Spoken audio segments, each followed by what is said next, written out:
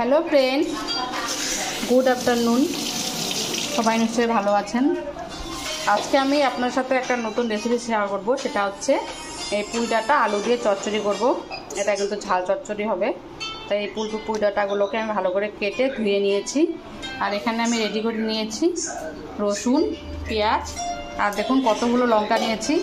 আগেই বললাম ঝাল চচ্চড়ি হবে, তাই এতগুলো লঙ্কা নিয়েছি। তেল বসিয়ে দিয়েছি। এবার এখানে আমি সব এগুলো দিয়ে দিব, দিয়ে ভালো করে ভেজে নেব।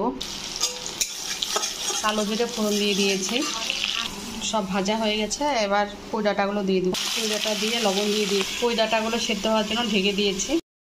ডাঁটা সেদ্ধ হয়ে গেছে। এবার এখানে বেটে রাখা সর্ষেগুলো দিয়ে দিব। সর্ষে দেওয়ার পরে একটু চিনি দিয়ে দিয়েছি। গন্ধ জাস্ট অসম বেরিয়েছে। এবার এখানে দিয়ে দিলাম ধনেপাতা। আমার কিন্তু এটা একদম সম্পূর্ণ ডান। Bye bye.